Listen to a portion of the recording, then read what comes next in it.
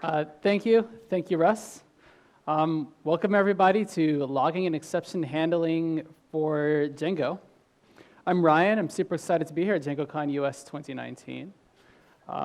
First, I just want to say thank you to the organizers for the opportunity to speak here today.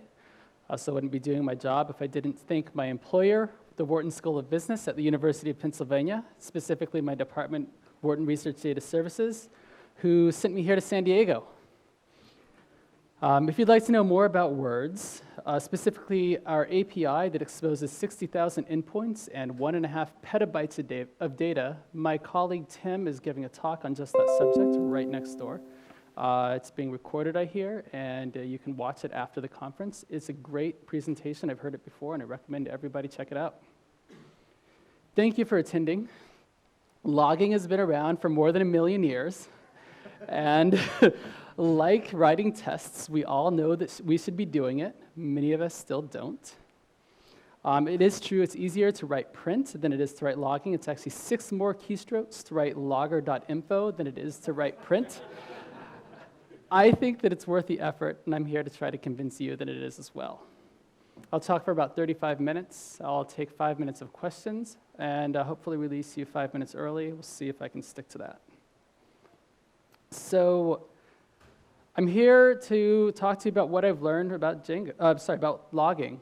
We'll talk about configuring logging, how we import the logging module and get a logger, gain access to the logger, placing messages into the logger, for example, using logger.info, logger.warning, logger.exception. Then we will try some code, raise some exceptions, and accept them, and see how we can handle those. And we'll talk a little bit about formatting and how handlers can receive messages from loggers and direct them. If you're wondering if you're in the right place, hopefully this session is for everybody. I'll discuss logging for Django and Python at a more entry level at first, and then we'll go into a dive into the logging framework for Python, some exception handling, and then we'll tie it together with some next steps and recommendations. So in a former life, I worked for Urban Outfitters, and I sort of did their feeds. I was responsible for generating feeds and then receiving feeds from our partners, and we had a bunch of Java classes that just processed feeds, and we would cron them. And I would use bash to try and rotate logs, and I never knew what was happening in my feeds and my God classes, as they were. And so one day I said, I need something better. So I said, I'm just going to learn log4j. And so I printed the documentation, because back then I printed things, and I said, I'm going to read it while I'm traveling, while I'm sitting still and have nothing else to do. And so I started reading this documentation, and I got so engrossed in it that I actually accidentally left my suitcase on the platform of San Francisco's regional rail system.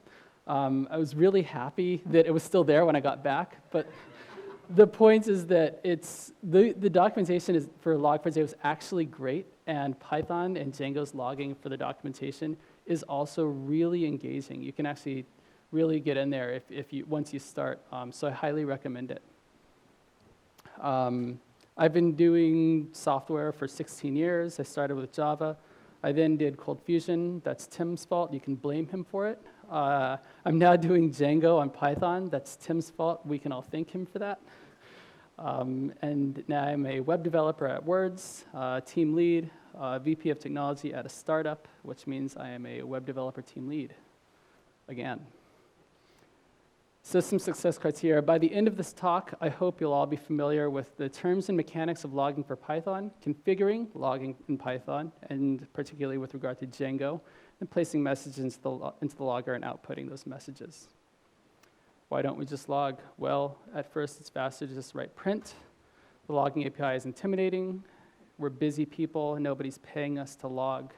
If you work at Century, that's not true for you. Everybody else, nobody's paying us to log. So logging can provide us with a tool to debug in development, and can also give us an opportunity to enhance our documentation. It's not a replacement for documentation. I'm not giving you permission to do that. But you can, if we're writing our log messages into our code and then we're writing them at appropriate levels, we can turn off those messages later on, and we can still have access to the ideas that we were thinking about as we were writing those log statements, so that hopefully we can know what we were thinking later on when we're looking at our code.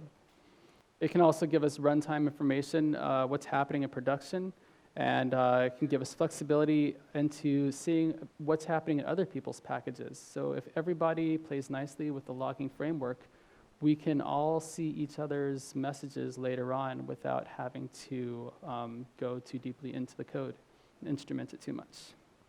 And then one of the things that I really like about logging is that it's one of my first troubleshooting steps. I think everybody here would agree that it's one of their first troubleshooting steps. When we're in production, when something goes wrong, the first thing I do is just crank up logging as high as it'll go and look for what went wrong before I go into any of the code. And so if we're writing good log statements at the debug and info level, we will be able to see those in our own code. Let's just quickly cover some terms to level set.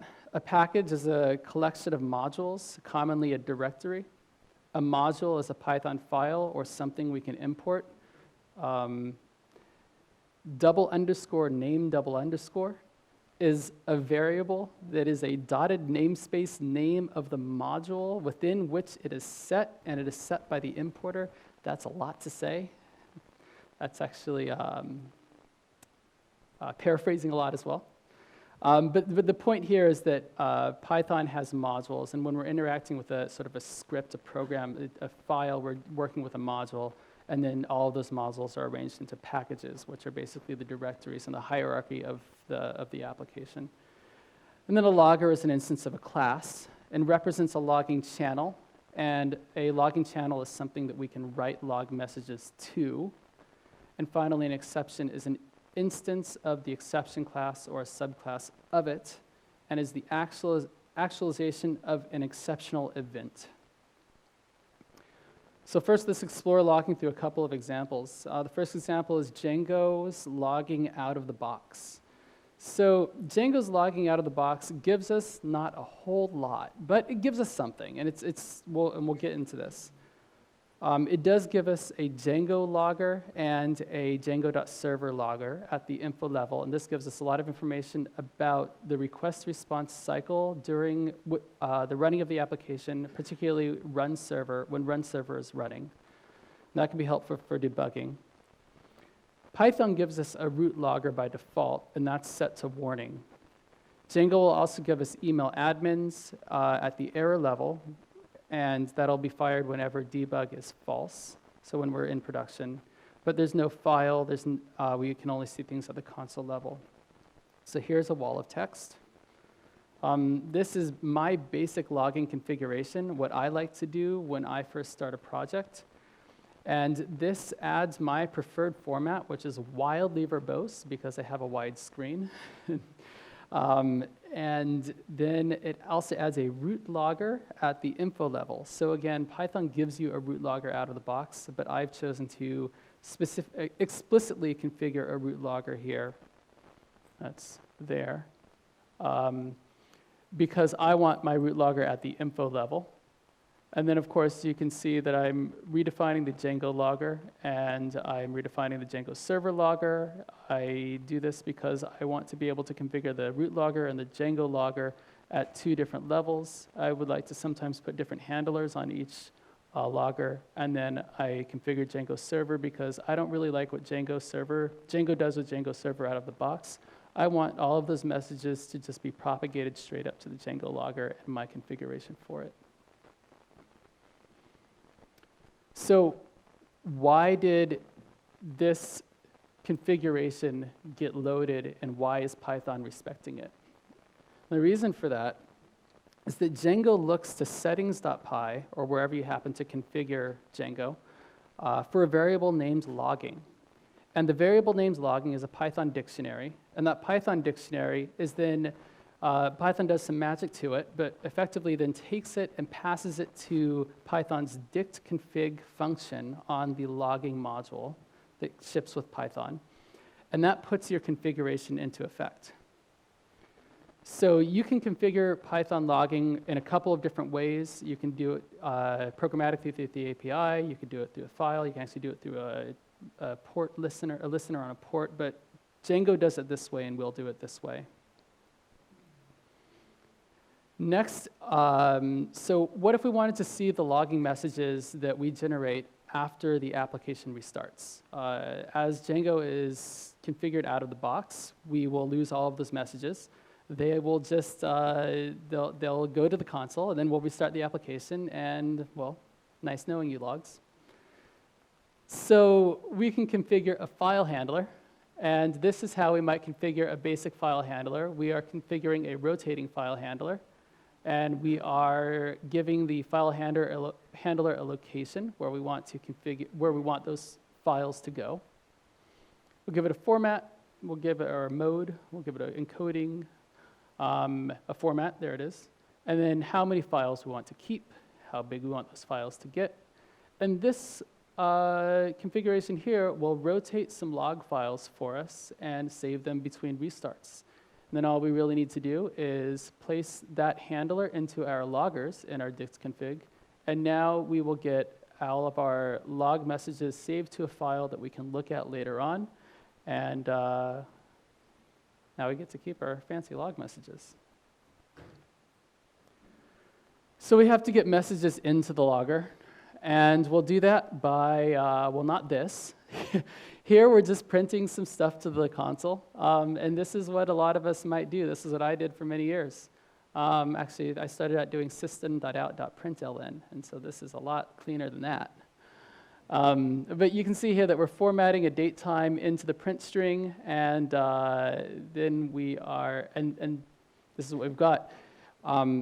The only way to get rid of these print messages, these messages from the console later on, is to comment or delete them, which means editing the code. The formatting is in the code. The only formatting we'll ever receive is the timestamp where the messages were generated.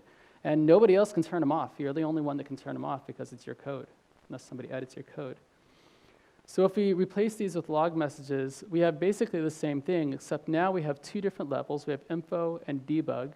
And so if somebody doesn't want to see the debug messages during the running of the application, they can just raise the level of the logger to say that they don't want to see debug messages, in which case they can turn off those messages themselves. As well, I've taken the date time string out of the message, and I'm leaving that to the formatter that we had configured earlier. And then I'm finding and replacing all my print statements with logger.info, because why not? And now a short introduction to Python's logging framework. This is the dive part. So here are some of the concepts behind the past couple of slides. So first is the log record. And the log record is an instance of something that's being logged. So the log record is created when you log a message or an exception. That's like calling logger.info, etc. And it's passed around within the logging framework until it's either handled by a handler or it is discarded. The log record has a number of attributes that are set when it's created, and you can actually set more attributes on the log record. You can modify the log record as you see fit until it's ultimately used. And those attributes are, some of them are described here. This is an abbreviated list. More are available. And you can use them when you're filtering, which is something we'll discuss in a moment, and then when you're formatting messages. So all of these attributes are available to you while you're formatting strings that are ultimately going to be output by your handlers. Your formatters will be set on your handlers, and they will output messages in the formats that you describe, which will use these attributes. Let's talk about logging levels. This is one of the ones that is really fun but kind of terrifying. They're set to allow you to control the granularity of log messages that are being output. And you can set them on loggers, handlers, and filters. And they do a different thing when they're set on each of those. You also get to define the log level on the messages that you generate. So first, let's talk about generating log messages. When you call logger.info, you are generating a log message at the level info. And the level info is a constant on the logging module that is 20. So if your logger is set to log level warning, then your log level, the logging level of your logger is at a higher level, 30, than the message info that you generated by calling logger.info. And that's why when we say that if your logger is set to warning, only messages of warning or higher will be output by that logger, and your info messages will be discarded. If, however, your logger is set to level info, and you log a message at level info by calling logger.info, you'll see that message in your logger, assuming it hasn't been filtered by your handler or your filters. There are 4 basic classes in the Python logging framework, and they are loggers, which are your interface to Python logging. And they allow you to call logger.info, logger.debug, etc., and place messages into the logger. They're named hierarchically, and you get them by going to a logging convention, finding the most capable logger, inviting them to come work for you, and no, that's actually okay. Now you get them by calling logging.getLogger and passing them a string that represents the name of the logger that you'd like to receive. And so here we're using _name, dunder name, which is the name of the module in which you are asking for the logger. And in this way, your logger is named the same as your module's name within the package, which gives you 1 logger per module and gives you a really nice hierarchy that matches your Python package hierarchy inside of your logging setup. So the logging hierarchy, each logger represents a logging channel, and the hierarchy is represented by dot-separated namespace. I think I just muted that by accident. And again, so the hierarchy is represented by the dot-separated namespace. It's the same as Python packages. So this slide sort of exemplifies the logging hierarchy and shows that root is the highest level logger. It has no name. It just is the highest level logger and will always be. Django is the second highest logger that we have in this configuration. And Django.server is within Django because there's 1 dot.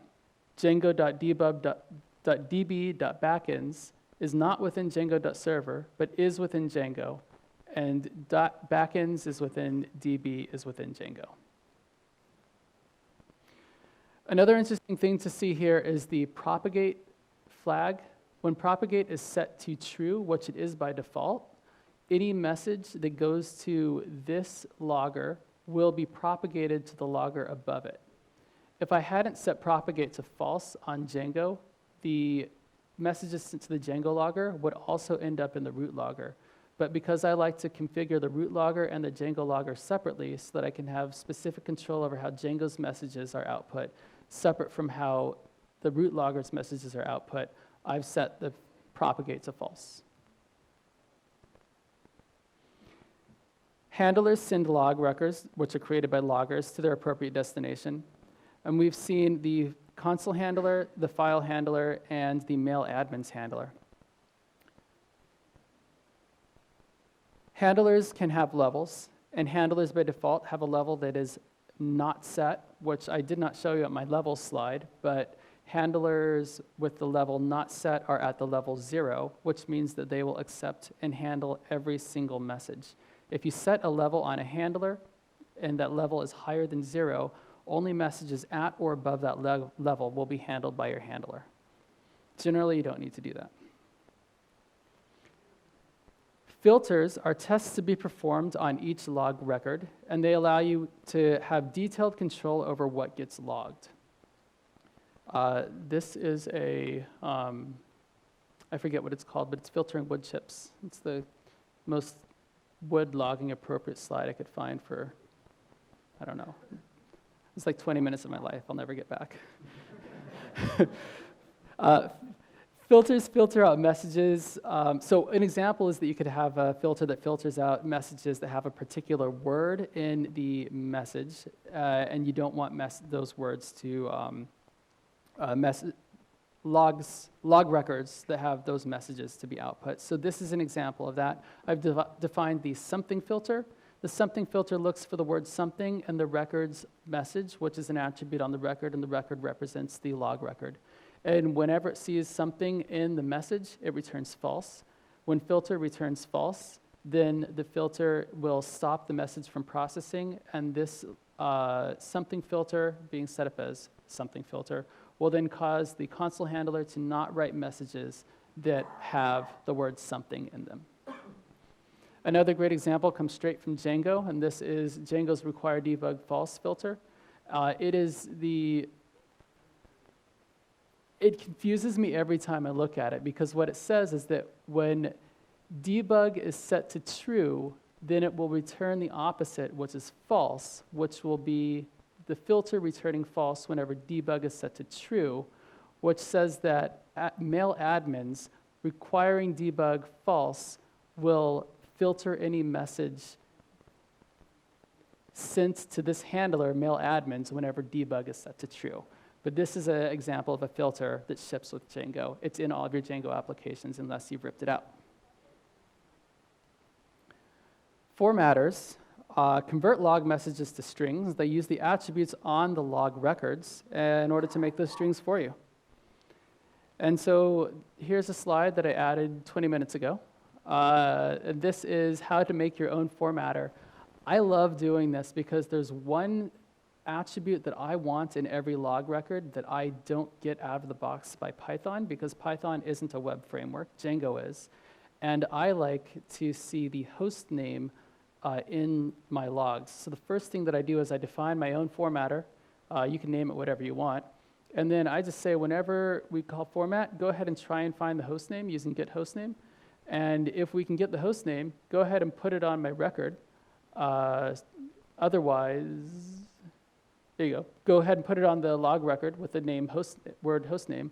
Otherwise, still give me the word host name and just say I couldn't find the host name. In this way, whenever I use this formatter, I will have the word host name available to me to format into my messages so that I can see the host name of the server that was running the code that generated this message. If you're running your Django application on more than one server, you might want to do this. So here's an example of a formatter, and you can see here that I'm using that host name. And if you don't have this slide in your code, then or something like it, then this format string is going to throw an error every time code executes and tries to generate a log message, because you won't have the host name attribute. Takes the format, applies to the format of a formatter using the hostname adding formatter class, and then I've taken my formatter and I've put it into the console as the class, as the formatter for the console handler. We'll talk a little bit about exceptions. Raising an exception is to declare an exceptional event, often a failure. Raising an exception creates an instance of an exception or a subclass of exception and describes the type and value of the event. Exceptions are handled when an accept clause declares that it receives exceptions of the same type, and exceptions propagate up the call stack until they either reach an accept clause that is capable of handling them, or else they go unhandled. So here's an example of raising exceptions, and this comes from the Django tutorial. It comes from the polls app that we created when we learned Django for the first time, possibly. And here, vote is looking for a question, and in order to get that question, it's calling the shortcut getObject_404. GetObject_404 is going to go and try and find a question, and when it doesn't find a question, it's going to raise a HTTP 404. And an HTTP 404 is just a subclass of exception, and in this way, we are raising an exception. What happens when we raise an exception? Oh, sorry, that's 2 slides from now. So, handling an exception is to do something about it. The accept clause can stop the exception from propagating.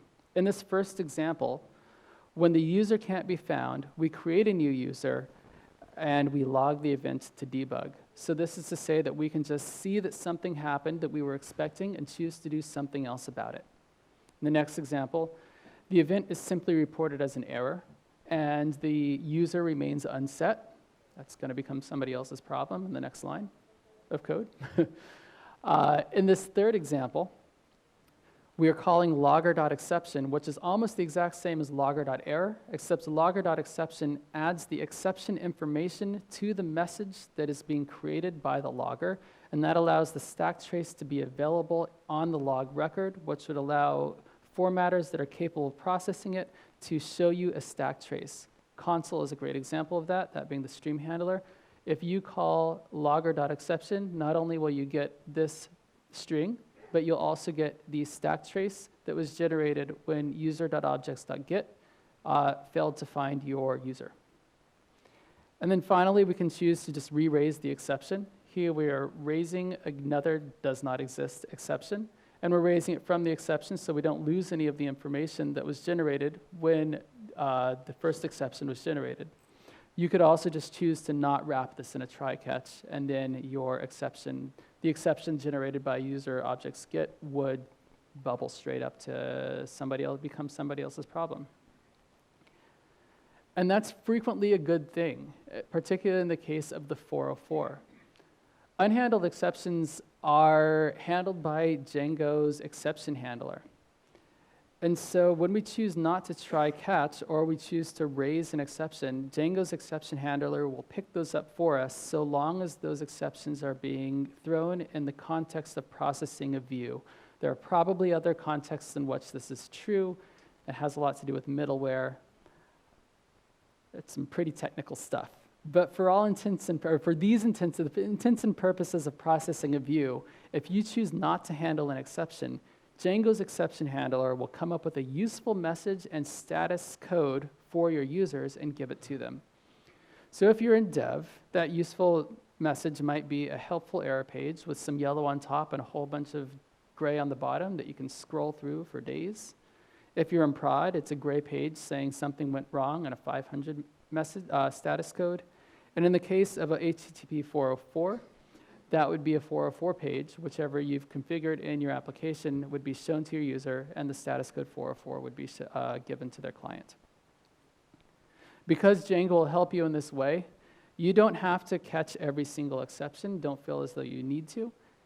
You can catch exceptions that you want to and know how to handle, and many of them, such as when the question couldn't be found, you can just let Django handle for you, and it'll show your users a 404. This is a really fun slide, and if there's time, I want to get back to it. But this is why Django's exception handler actually works in the middleware. I hope we have time for that. Invisible exception handlers, just to talk about this anti-pattern for a minute. This is the anti-pattern of dealing with exceptional code like it's business code. So business code is code you write in order to accomplish your goals. And if you choose to conflate the exceptional edge cases with your business code and just when you see something wrong, go ahead and write something to deal with it rather than throwing an exception or using the exception framework that's built into Python, it makes it very difficult for anybody, or impossible for anybody, to predict how your application might fail in production.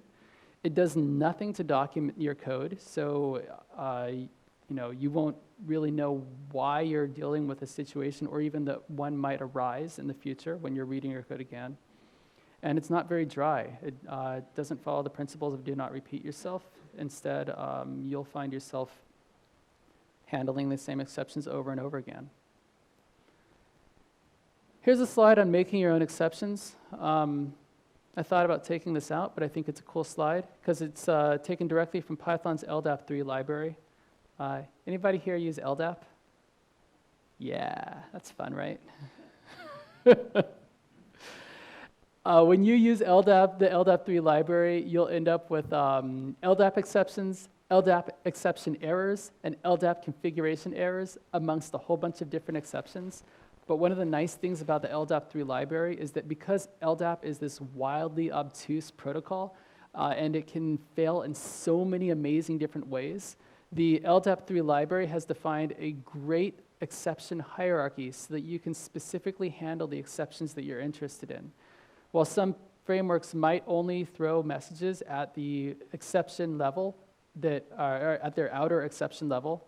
Hopefully every library you use has at least one root exception that extends exception, so you don't just have to catch exception. You don't want to have to just accept exception.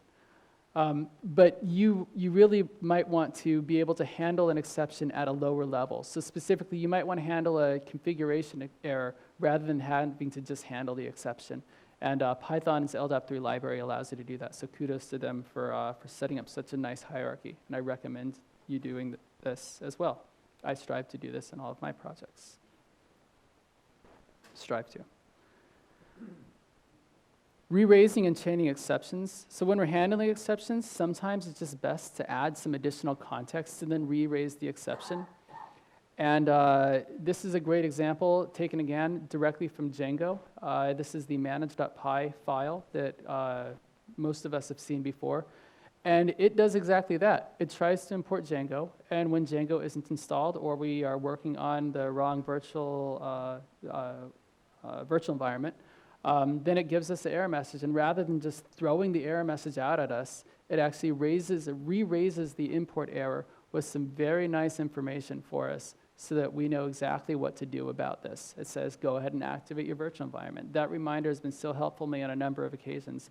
And knowing exactly why I see that helpful message is great. So let's go through 3 more quick examples. First is third-party packages. This is something that you might find yourself wanting to do now that you are using logging. You might want to see the log messages generated by third-party packages. One of those packages is, Django. It's third-party to you because you didn't write it. And Django has an ORM, which is great. Somebody in this room who's done a lot of work on that. Thank you to that guy. And seriously, thank you. I couldn't thank you enough. And you have access to all of the SQL that's generated by Django's ORM because the developers, the core developers, were thoughtful enough and kind enough to write into their documentation that if you turn up the log level of Django DB backends to debug, then all of the SQL that's generated by Django's ORM will be dumped to whatever handlers you place on this logger. And here I've placed the console and file loggers. And so in this way, if you want to see the SQL that's being used to select or update the database, et cetera, you can see all of that just by adding this to your logging configuration. Another great thing that you can do here is set up logging aggregation with something like Rollbar or Sentry, Airbrake, Elastic, whatever you should like. And this is nice because it gives you a web interface to all of your log files. And so you might do that by signing up for a Rollbar account, pip installing Rollbar, adding a little bit of configuration. This would be some of that configuration. You would just configure Rollbar, add Rollbar's middleware. This is a fancy thing I like to do in if you have multiple configuration files, you don't have to add Rollbar to dev or to local. You might just want to add it to your production configuration, and you can do that by just placing these 2 lines into however you configure production so that Rollbar is activated in production around your middleware. And then you'll just add Rollbar as a handler to your loggers. So here I'm adding it to the root logger and the Django logger. Django has a great exception handler. Django's exception handler will not handle your exceptions that are processed outside of the context of generating a view, handling a view that is coming up with a GET response. And so if, for example, you write a manage.py command and something breaks in there, all that's going to happen is your app is going to crash. And the standard exception hook is going to take the error message that was generated by the exception that's crashing your application and dump it to standard error.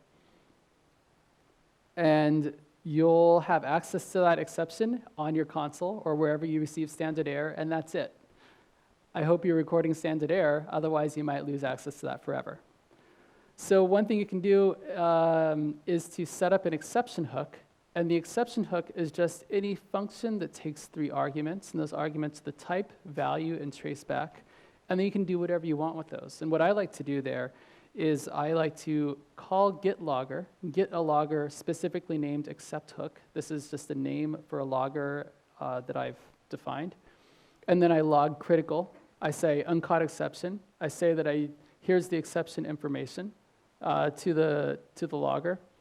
And then I replace the sys.accept hook with this function. And then that way, when the application crashes, if you have a root logger that is logging to mail admins, to rollbar, and to the file, then your logger will take the exception that caused your application to crash, and before it dies, hopefully, but most of the time it will, put that error message onto the console as it usually would, also into the files so that you don't lose it forever, and also send you an email message. And if rollbar is on there, you might also see that exception in rollbar. This is a great way to know why your application crashed. If you have code and managed up high commands that you're cronning, this is great. So some next steps. I hope that we've all learned. I hope that this has been helpful. Immediately after this, you could go and configure a root logger. You could add a format that works for you. You could create a file handler if you want a file handler. You can add an accept hook at the bottom of your settings.py. That's where I like to add it. You can assign the variable logger by calling logging.getLogger_name at the top of all of your modules. You could find and replace all of your print statements with logging.info and logging.debug, whichever you think is appropriate. And if you wanted to, you could create a root exception for your application. So these are some resources that I reviewed that I've used over the past 3 years. Python's logging documentation is fantastic. Django's logging documentation is also truly excellent. This is Django's base logging configuration, and it's worth a read if you haven't read it before.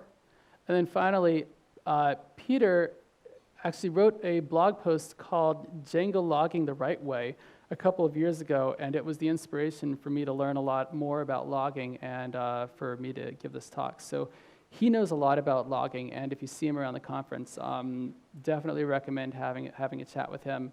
He knows a great deal. Thank you for your time.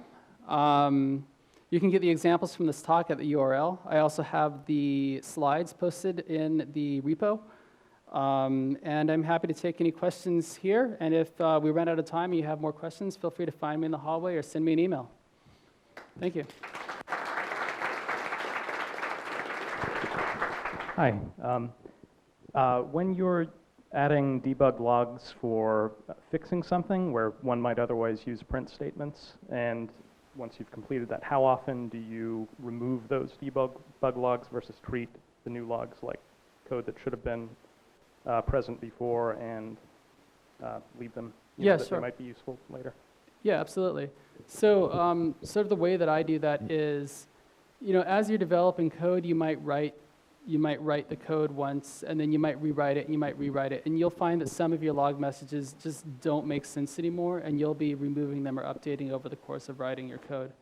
Once your code is good enough to ship, whatever log messages you have in there, whatever log statements you have, are probably valuable later on as a reminder to you and useful to others.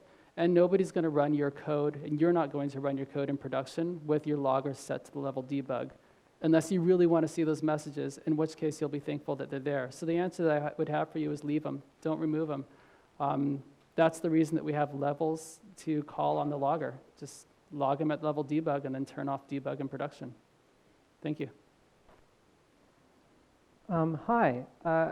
This is kind of I guess a general question, but one issue I've had with logging is when I then have unit tests that are trying to check the logs, I end up in a bit of a vortex, partly because the way tests can be run sometimes messes with the logging structure. Do you have any suggestions on that, if that sounds familiar to you? I really wish I did have an answer and a suggestion for that, but I'm going to admit to you that I've done not as much testing as I would have liked in my life, and I actually haven't run into any issues where the logger has gotten in the way of my tests. So I don't have an answer for you there. I would hope that you could change the level of your loggers in production. So, you know, if you were to do something like, I'm just going to scroll here. So if you were to do something like this, then where you're saying that your your level for your root logger and for your Django logger are going to be getting this environment variable, the root log level and the Django log level, hopefully you could just set a environment variable and set that all the way up to critical or something, and that way you wouldn't see those log messages. But I don't know how that's going to actually interact between tests and logging, so I don't have an answer to your question. Sorry. I think I heard you say earlier that there was a way of setting up a configure for listening on a port. Does that mean you could actually change your logging level while the application is running? Yes, and I don't know how. Yeah, so the Python logging documentation makes very clear that you can set up listening on a port for log configuration, and you can do exactly that. And I think it's really cool, but again, I've never done it. So thank you for asking, though. It's really useful to look into that. You showed that example with the accept hook and that little block of code that defined one. Where would you put that code? Is it in settings.py, or where do you... You guys want to try a live demo? Why, yes, I do. I have, hopefully, a great example of that for us right here.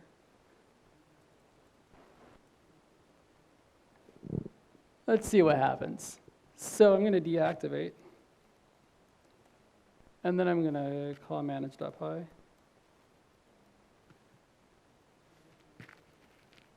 And I'm going to get this message that says critical accept hook, uncaught exception. And so this is sort of, I've put my own accept hook in here. And the reason that that works is that in this code that's hard to see,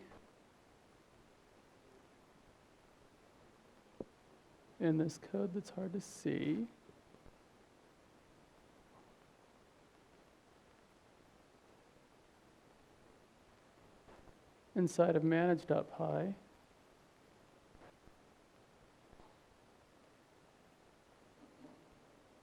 there we go.